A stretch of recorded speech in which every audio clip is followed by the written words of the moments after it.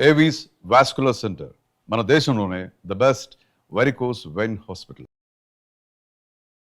నమస్తే రమ్మగారు. నమస్తే జీవ్. రమ్మగారు, ఏదైనా ఒక పెద్ద స్టోరీ, పెద్ద కథ, రకరకాల మలుపులు, ట్విస్ట్లు, ఇంట్రెస్టింగ్లు చెప్తాం. కథా సరిసాగరంలో నుంచి చెప్తాం. పూర్వం గంగానదీ తీరంలో కనకతటం అనే ఒక రాజ్యం ఉండేది.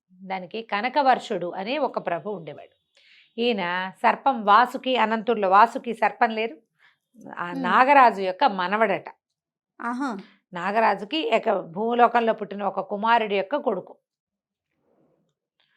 ఇక్కడ రాజ్యం చేసేవాడు. ఆయన చాలా అందగాడట, ఎంత బాగుండేవాడు.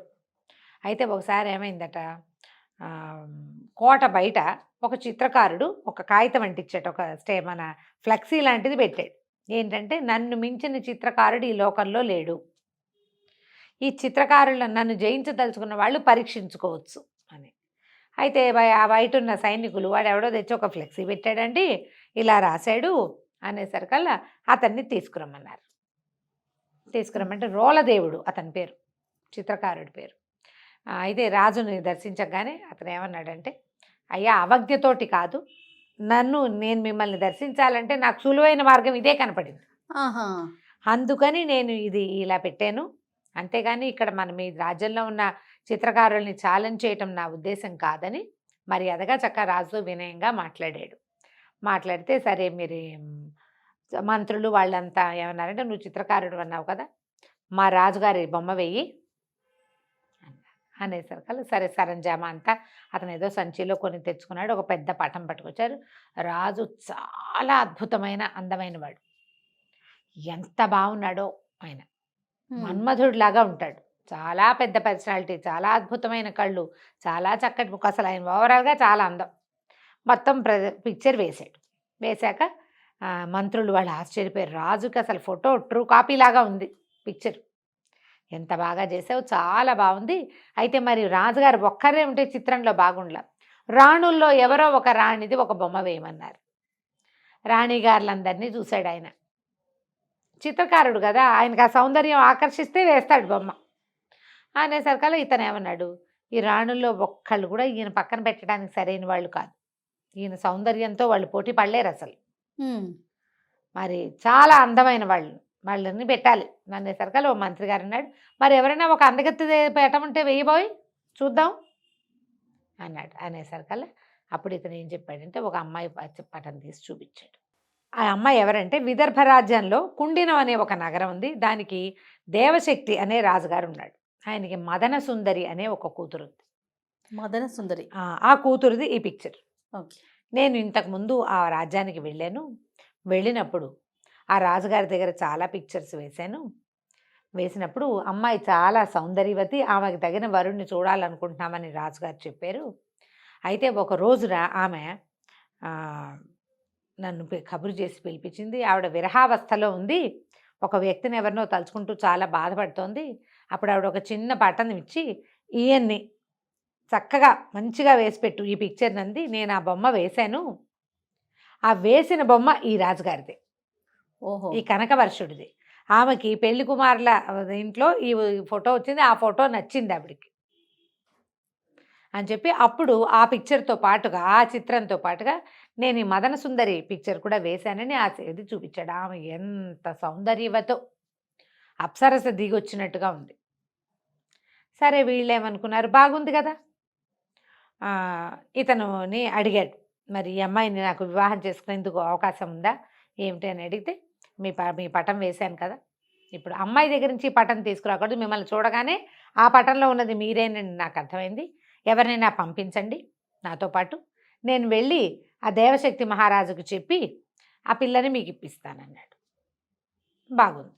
సరే, రాజుగారికి అప్పటికే కొంతమంది భార్యలు ఉన్నారు, వాళ్ళెవరు మహాసౌందర్యవతులు కాదు, బాగుంటారు అందరూ, కానీ రాజుకు తగినంత పరమాద్భుత సౌందర్యవతులు కారు.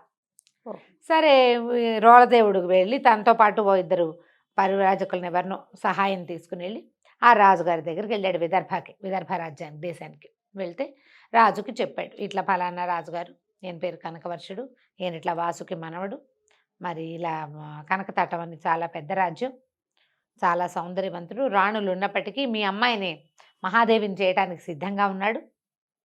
ఆయనకు అనురూపమైన సౌందర్యవతి కాబట్టి చూడండి అని చెప్పేసరికి ఆయన అన్నీ విచారించుకుని సరే మా పిల్ల నుంచి పెళ్లి చేస్తామని మళ్ళా కబురు చేశారు. మన కనకవర్షుడు పోయి అక్కడికి వెళ్ళి చక్కగా భార్యని ఆవిడని పెళ్లి చేసుకుని తెచ్చుకున్నాడు. కొద్ది రోజులు 10 రోజులు అక్కడ ఉన్నారు. వివాహం అయిన తర్వాత ఆమెతో ఎంత బాగానో ఉండేవాడు. చాలా కాలం కలిసి ఉన్నారు. ఇంతమంది రాణులు ఉన్నారు, 6 మంది, ఎవరికి పిల్లలు కలగల ఇప్పటిదాకా. కొత్తగా వచ్చిన సౌందర్యవతి ఈవిడికి మదన సుందరికి కూడా సంతానం లేదు. అయితే ఒకసారి ఏమైందంటే వీళ్ళంతా ఎక్కడో ఈ శరదృతువులో కార్తీక మాసానికి కొంచెం ముందు, శరదృతువు అంటే ఈ ఆశ్వయుజ మాసంలో పెద్ద తోటకి విహారానికి వెళ్ళారు రాణులందరితో కలిసి. వెళ్తే రాణులు అక్కడికి వెళ్ళేసరికల్లా నీళ్ళల్లోకి ఆడేటప్పుడు ఒక్కొక్కళ్ళు కొంచెం ఉత్సాహపడతారు కదా. ఈవిడికి వాళ్ళందరూ రాజుతోటి అంత చనువుగా ఉంటే నచ్చదు, తనకంటే ముందు భార్యలు కదా. అయినా చనువుగా ఉండదు. నచ్చలేదు. కోపం వచ్చి ఆవిడ వెళ్ళిపోయేసరికల్లా అబ్బో అమ్మాయి ఈవిడికి కోపం వచ్చిందని ఇతను ఆవిడని బతులాడుకోవడం కోసం ఇక్కడ ఉన్న రాణులందరినీ వదిలిపెట్టి మళ్ళీ ఆమె వెనకాల పడి నగరంలోకి వెళ్తాడు. వెళ్ళేసరికల్లా చాలా బతిమలాడి ఆవిడని ఎట్లాగో స్వాధీనపరుచుకుంటాడు. పడుకునేసరికల్లా ఆ రాత్రి అతనికి తెల్లవారుజామున ఒక విచిత్రమైన కల వస్తుంది. ఆయన మెడలో ఏకావళి, ఒక ముత్యాల దండ ఒకటి ఉంది. ఆ ఏకావళి ఎవరో లాగేసుకున్నట్టు. అక్కడి నుంచి మన ఇది ఉంటుంది కదా, శిరోరత్నాన్ని ఏమంటారు, మనం దేన్ని అంటారు, చూడామణి, ఇక్కడ పెట్టుకుంటారు మణి. ఆ చూడామణి కూడా పోయినట్టు. అవి రెండు ఎవరో లాగేసుకున్నారు. అక్కడి నుంచి ఎంత బోల్డన్ని ముఖాలు, బోల్డన్ని జంతువుల అవయవాలు ధరించి ఉన్నటువంటి భేతాళుడితోటి తను యుద్ధం చేస్తున్నట్టు కలొచ్చింది. ఓహో. కన్ను మూసినా తెరిచినా అలాగే ఉంది. చాలాసేపటి వరకు అందులోంచి బయటికి రాలేకపోయాడు. తెల్లవారిన తర్వాత చూస్తే మెడలో ఏకావళి ఉంది. తడువుకొని చూశాడు. ఇక్కడ చూడమని ఇట్లా బిగించి ముడిలాగా వేస్తారు, అది అక్కడే ఉంది, పోలేదు. అంటే కలేనమాట. అప్పుడు ఏం చేశాడు, ఇంకా కార్తాంతికుల్ని పిలిచాడు. వీళ్ళు ఇలా ఏమిటి ఇలా జరిగింది, ఇలా వచ్చిందంటే ఆయన చాలా లెక్కలు వేసి భేతాళుడు మన చూడామణి ఏకావళి రెండు పోవటము అని అలాంటివి కళ వచ్చిందంటే ఇవి ఎవరో తీసినట్టంటే మీకు సంతానం, మీ అబ్బాయి కుమారుడు, భార్యతోటి కుమారుడితోటి వియోగం సంభవించబోతోంది మీకు. తర్వాత భేతాళుడితోటి యుద్ధం అంటే ఏదో శాపం రాబోతోంది మీకు అనేసరికి ఈయన ఆశ్చర్యపడి, భార్యలు ఉన్నారు కానీ కుమారులేరి అంటే కుమారుడు కలగబోతాడనమాట. తనకి కుమారుడు తప్పిపోతాడు అంటే లేని కుమారుడు ఎక్కడి నుంచి తప్పిపోతాడంటే కుమారుడు ఉండాలి. సరే ఇలా ఆలోచించుకున్నాడు. ఆయన ఏకాంతంగా పడుకున్నాడు. ఏం చేయాలో తోచట్లేదు, చాలా దిగులుగా ఉంది. అప్పుడు ఆయనకి తట్టింది, నాకు చాలా వయసు వచ్చింది, ముందు వివాహాలు అయ్యి చాన్నాళ్ళైంది, కొత్తగా ఆయన వివాహం కూడా 1-2 ఏళ్ళు దాటిపోయింది, ఇంకా భార్యా వ్యామోహం తగ్గలేదు, సంతానం లేదు, ఏం చేయాలి సంతానం కోసం ఆలోచిస్తుంటే ఒక్క మెరుపులాగా ఒక కదలిక కనపడింది. ఒక ఆవిడ వచ్చింది. ఈవిడ నాయన జయం కలుగా కానీ దీవించింది. ఈవిడ ఎవరట, వాసుకి యొక్క కుమార్తె, ఈయనకి మేనత్త. ఆమె పేరు రత్నప్రభ. నువ్వేం దిగులు పడదు, నువ్వు ఇలా తలుచుకుంటున్నావు, నీ రక్షణ కోసం నా తండ్రి నన్ను ఎప్పుడూ చెప్పాడు, మా వాడు దిగులుగా ఉన్నప్పుడు చింతాక్రాంతుడుగా ఉన్నప్పుడు చూడమని, ఇప్పటికి వచ్చింది నీకు అవస్థ, నీకోసం వచ్చాను. నీకు సంతానం కలగాలంటే కుమారస్వామిని ప్రార్థించాలి. ఈ కుమారస్వామిని ప్రార్థించడం అంటే చాలా కష్టం. ఆ అరణ్యంలోకి వెళ్ళిపోవాలి, నైమిషారణ్యమో ఏదో ఒక వింధ్యాటవిలోకి వెళ్తే కుమారుడిని ప్రార్థించేటప్పుడు ఆయన ఏం చేస్తాడు, కుమారస్వామి కుమారధార అంటారట, పెద్దగా ఫోర్స్గా నెత్తి మీద నీళ్లు పడతాయట కుమారస్వామి అనుగ్రహించేటప్పుడు. ఇక్కడ 2-3 కథల్లో ఇది చెప్తారు, కథా చరిత్సాకరంలో. ఆ ధారని మామూలు సామాన్య మానవుడు సహించలేడు, ఆకాశం నుంచి పడతాయి నెత్తి మీద నీళ్లు. ఏదైనా అసలు షవర్ లాంటివి సడన్గా పడితేనే హడిలిపోతాం. జలపాతాల కింద తలుంచడం చాలా టెన్షన్గా ఉంటుంది. ఆ కుమారధారని తట్టుకోవాలి, తపస్సుకి కూడా కష్టం. కాబట్టి నేనేం చేస్తానంటే నీ శరీరంలో చొచ్చి ఉంటాను, ఎందుకంటే నాగులు కామరూపులు, నీ శరీరంలో ఉంటా, నువ్వు అడవిలో కష్టాన్ని అనుభవించగలుగుతావు, నేనున్నాను కాబట్టి నా శక్తి వల్ల. కుమారధారని కూడా సహించగలుగుతావు, కుమారస్వామిని ఒక కుమారుణ్ణి ఇవ్వమని కోరుకో, నీకు పుత్ర సంతానం కలుగుతుంది ఉమ్. అని చెప్పేసరికి ఈయన వెంటనే సరే అనుకుని సంతానం కోసం తన తపస్సుకు వెళ్తున్నానని చెప్పి తన రాజ్యాన్ని భార్యలని అన్ని మంత్రులు కట్టుదిట్టం చేసి మంత్రుల చేతిలో పెట్టి కాలినడకన వింధ్యాటవికి బయలుదేరాడు. అటవీ మార్గంలో చాలా కష్టము, ఇబ్బంది సబ్బంది చాలా ఉన్నాయి. అయితే శరీరంలో చొచ్చి ఉన్నటువంటి ఆ నాగ శక్తి వల్ల ఆయనకి ఏమి ఇబ్బంది కలగల, అలాగే వెళ్ళిపోయాడు. వెళ్ళాడు, అక్కడి నుంచి అఖండంగా తపస్సు చేయటం మొదలుపెట్టాడు. తపస్సు సిద్ధించేసరికల్లా ధార పడుతుంది. ఆ, కుమారధార నెత్తి మీద పడ్డం మొదలుపెట్టింది. పైనుంచి నీళ్లు పడిపోతున్నాయి. అయితే ఈ లోపల ఉన్న నాగుల యొక్క సహన శక్తి వల్ల పడగలు బలంగా ఉంటాయి కదా, ఆ దీనివల్ల ఇతను అలా నిలబడి ఆ శక్తి ఆ నీటిని తట్టుకున్నాడు. కుమారస్వామి విపరీతమైన పరీక్షలకి గురి చేస్తాడని చెప్తారు. ఈ కథల్లో అట్లా కనపడుతుంది అనమాట. తన అన్నయ్య అయినటువంటి గజాననుని ప్రోత్సహించాడు, వీడిని టెస్ట్ చేయమని భక్తుడు. చేయమంటే ఈ తపస్సు చేసుకుంటున్న వాడి దగ్గరికి పెద్ద మహానాగం ఒకటి, ఒక పెద్ద సర్పం ఫూత్కారం చేస్తూ వచ్చింది. ఈయన సర్పానికి కూడా భయపడలే, ఎందుకంటే లోపల సామాన్య మానవుడే అయితే భయపడతాడు. అవును. మనం ఒక తల పామును చూసి ఉలిక్కి పడతాం, 10 తలల శేషుణ్ణి చూస్తే హడిలిపోతాం కదా. కానీ అతను హడలలా లోపల ఉన్న నాగశక్తి వల్ల. అక్కడి నుంచి వినాయకుడు పరీక్షని పెంచి తానే స్వయంగా గజరూపాన్ని దాల్చి ఎదురు రొమ్ములో కుమ్మేసేట. అయినా సరే తగ్గలేదు.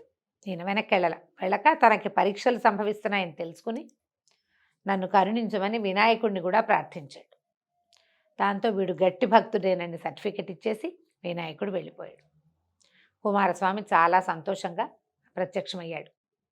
కుమారుడు అంటే బాలుడు కదా, బ్రహ్మచారి. నేను ఆ బ్రహ్మచారి స్వరూపంలో ప్రత్యక్షమై, ఏమిటి నాయన నీ కోరిక అంటే, నాకు ఒక ఇట్లా చాలామంది భార్యలు ఉన్నారు, కుమారుడిని ప్రసాదించు, నా రాజ్యానికి ఉత్తరాధికారి లేడు అని ప్రార్థించాడు. ప్రార్థిస్తే తప్పకుండా నా నా దయ వల్ల నీకు కుమారుడు కలుగుతాడు అని చెప్పి వెళ్ళిరమ్మన్నాడు. వెళ్ళిరమ్మంటూ కుమారస్వామి ఏమన్నాడు, ఆయన ఆ వింధ్యాటవిలో ఒక దేవాలయంలో ఉంటాడు, లోపల ఉన్నాడు ఒక భవనంలో. లోపలికి వెళ్తూ గర్భంలోకి ప్రవేశించు, ప్రసాదం తీసుకెళ్దుగానని చెప్పాడు గర్భగుడిలోకి.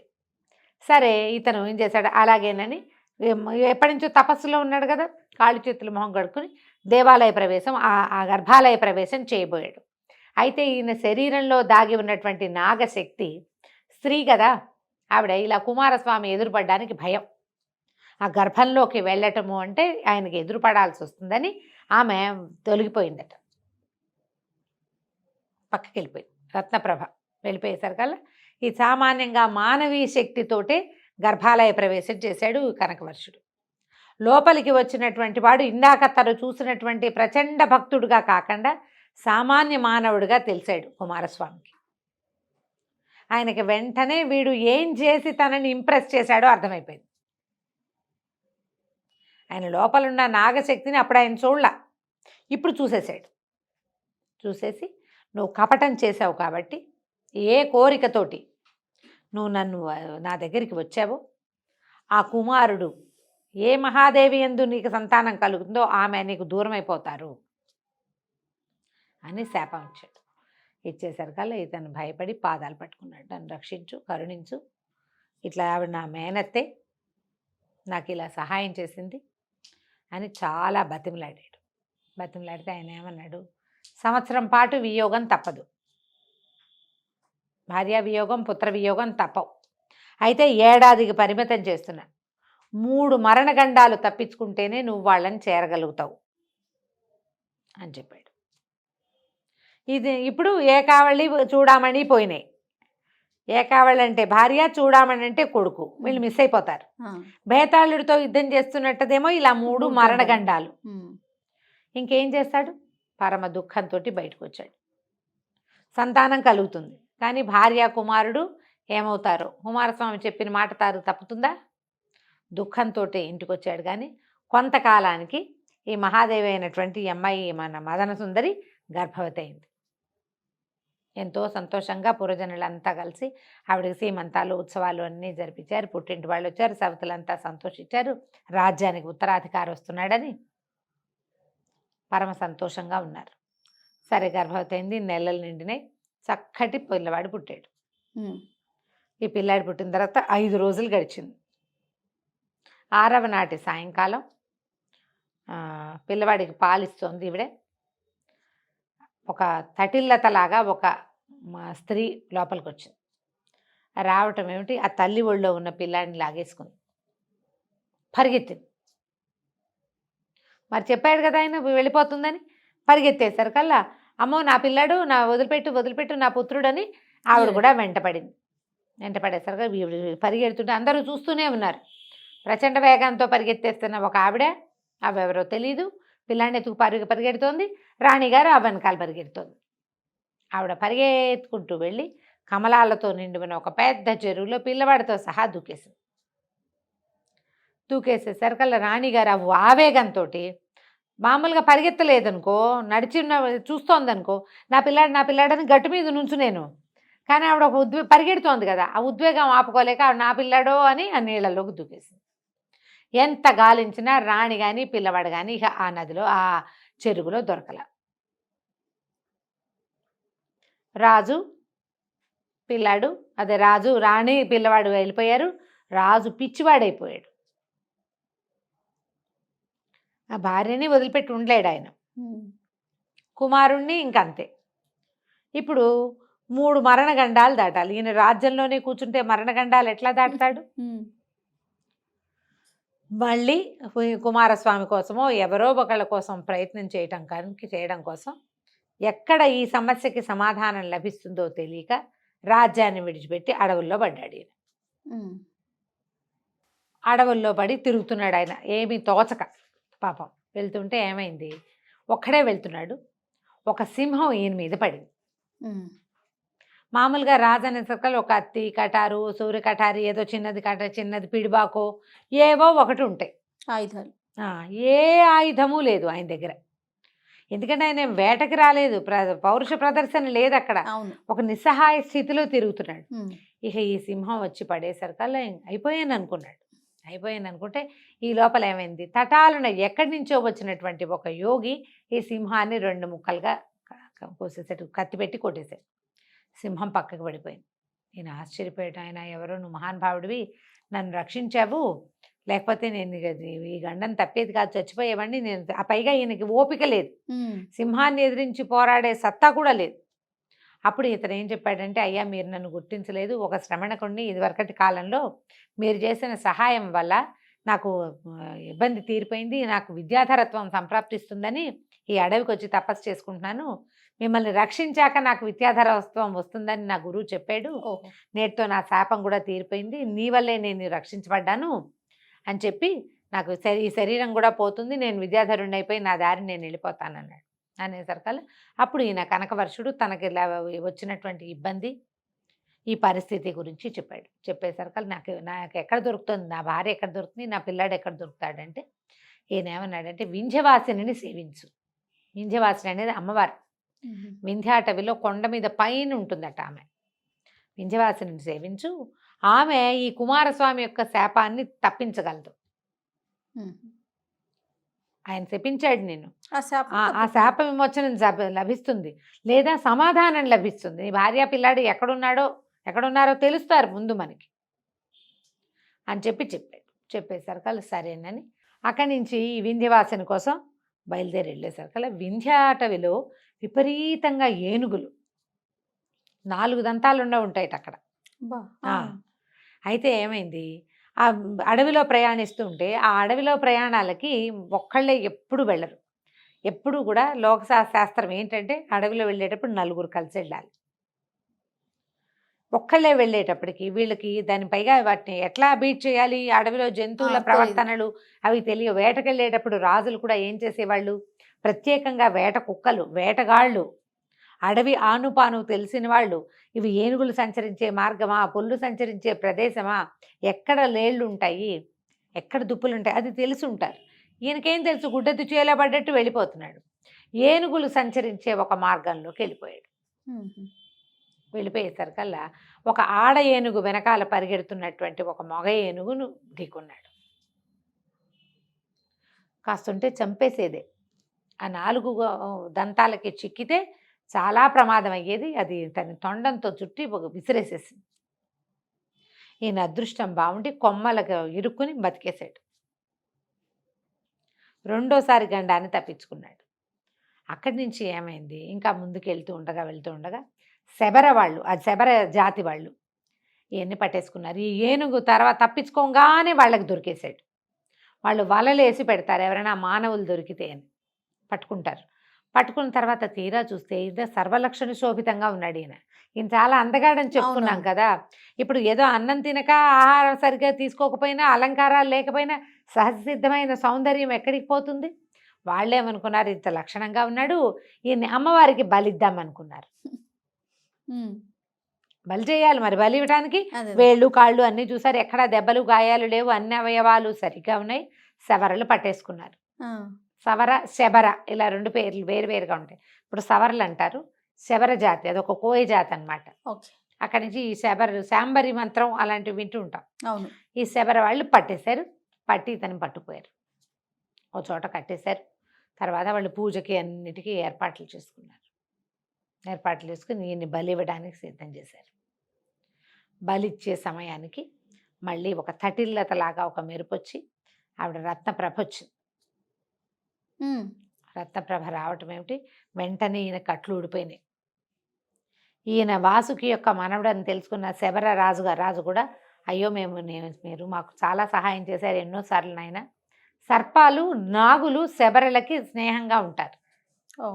అడవుల్లో ఉండే చోట సర్పాలు వాటి దారిన పోతాయి. వీళ్ళ దగ్గర నాగ మంత్రాలు కూడా ఉంటాయి, నాగమణులు ఉంటాయి. నాగులే వీళ్ళకి స్వయంగా మణులు ఇచ్చినవి కూడా జరుగుతాయి. ఎక్కడైనా పొరపాటున పాములు కాటేస్తే వాటికి ప్రత్యేకమైన మూలికలు సమాధానాలు ఉంటాయి. వాళ్ళకి ఆ రెండు జాతులకి స్నేహం ఉంటుంది. వాళ్ళు ఆశ్చర్యపోతారు, అయ్యో ఈయన ఇట్లా ఎందుకు తిరుగుతున్నాడు ఏంటంటే అప్పటికి సంవత్సర కాలం పూర్తయింది. ఆవిడ ఏం చేసిందంటే ఏడాది నిండిన పిల్లవాడిని తీసుకొచ్చి అప్పచెప్పింది. మదన సుందరిని కూడా తీసుకొచ్చింది. ఇది సంవత్సర కాలం అని నాకు తెలుసు, నీ పిల్లాడిని నీ భార్యని నా సంరక్షణలో ఉంచుకున్నాను. వీళ్ళు ఎక్కడికో అయిపోయే బదులు ఇప్పుడు నా వల్లే నీకు ఈ శాపం వచ్చింది. సంతానం ఈవిడ వల్లే కలిగింది పాపం. అదే, కానీ ఆవిడ శక్తి ఉండటం వల్లే కుమారస్వామికి నచ్చలేదు. మనిషి తన తపోబలంతో తనని జయించాలని కోరుకుంటాడు భగవంతుడు. దానికి దైవశక్తి తోడవకూడదు. మానవుడు తన భక్తితోటే సాధించాలి. దాంతో మళ్ళీ భార్యని కుమారుణ్ణి ఈయనకు అప్పచెప్పింది. ఈయన వాళ్ళిద్దరిని తీసుకుని పరమ సంతోషంతో మళ్ళీ తన ఊరికి చేరుకున్నాడు. కనుక వర్షుడు చక్కగా కుమారుడికి చక్కగా ఇంకేదో వర్షుడు పెట్టారు, ఏం పెట్టాడో గుర్తులేదు, ఏమిటో మర్చిపోయాను, స్వర్ణవర్షుడు అలాంటిది ఏదో ఒక పేరు పెట్టి పిల్లని పెంచుకున్నాడు. ఆ తర్వాత మిగిలిన రాణులకు కూడా సంతానం కలిగింది. తర్వాత కాలంలో ఆయన చాలా సుఖంగా సంతోషంగా ఉన్నాడు. ఏడాది పాటు ఆయనకు వచ్చినటువంటి ఈ శాపాన్ని తన మేనత్త సహాయంతో గడిపేసుకున్నాడు. 3 గండాలు జయించాక భార్యా కుమారుడు లభించారు. కథ కంచికి మనం ఇంటికి. నమస్తే.